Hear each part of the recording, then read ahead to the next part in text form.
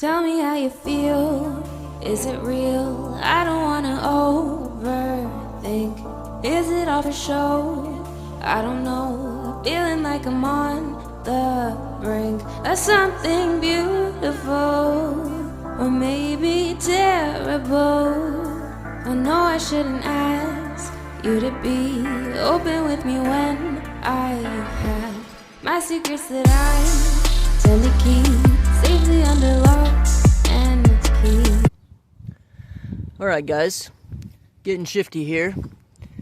Today, I'm going to show you a little bit about the bump stops we've designed for the rear suspension on my Kia Spectra drag car. It is front-wheel drive, so we need the rear suspension to have the least amount of travel possible in order to keep weight on the front tires. These are the first, I guess you would say, spring limiters that we made. These will actually pop in to the coil springs like this. Okay, so those pop in and they basically help limit some of the travel on the coil spring. But today we have started printing some of these.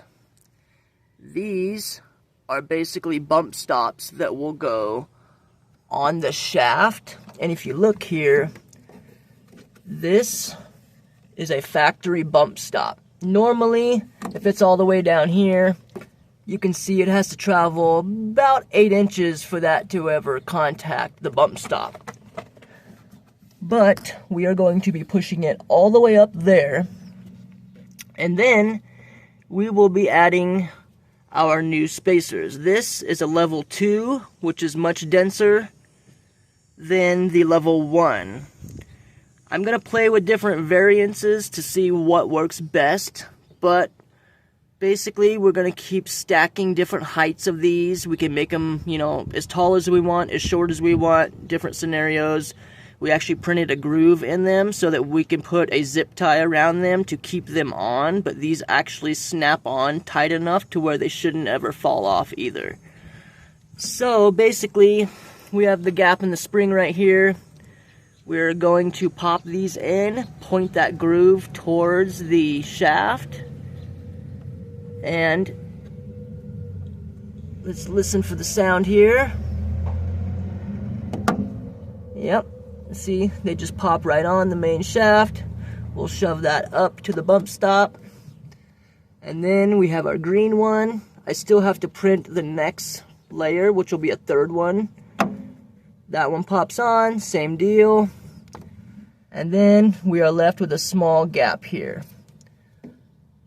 I will end up having less of a gap because right now the car is actually jacked up. So I can show you what it will look like when the car is lowered.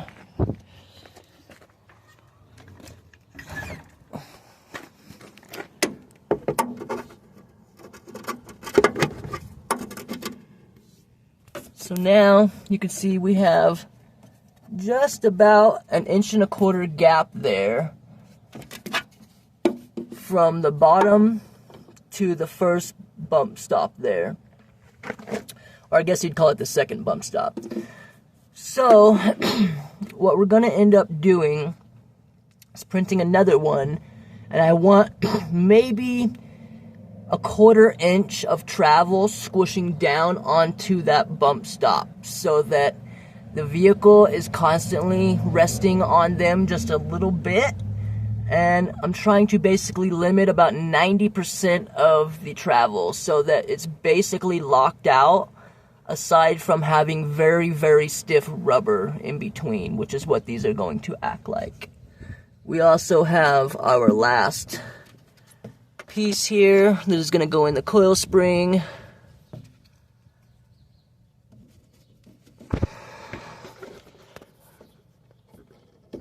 Just like that.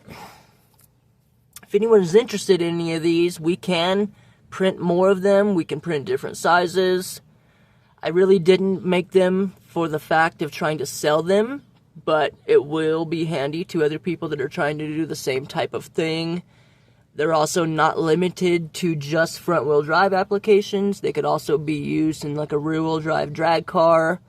I suppose if you launched really hard on a rear-wheel drive drag car, it might actually, end up wearing on them eventually and splitting them. The black ones are harder than the green ones. We can print them in different stiffnesses based on how much internal structure we add to them or don't add to them. But yeah, this is going to be really, really helpful. So along from, limiting the travel, I've also added some weight to the front of the vehicle. We have a heavy-duty weight bar under here. It's basically a giant industrial piece of all thread with steel piping chunks around it. And, it don't look pretty, but it gets the job done. Definitely helps, I think I've added overall about 70 pounds to the front of the car and taken about 40 pounds off of the back compared to the last time I had it to the track. We have recently just switched it to E85. I maxed out the 500cc injectors that I was using. And, I just ordered a new set of 720s. We're going to keep the boost up to about 18 pounds on high boost now. Seems like a pretty safe level, making roughly 375, maybe 400 horse. Still has a bit of a traction issue even with these drag radials in the front, and it's got an LSD in the factory transmission, so it's still fighting traction issues. But as I go, it's gonna get better, especially with these limiters on the back. Anyways, guys, stay shifty. Hit that like button, subscribe. Y'all know what to do. Peace out.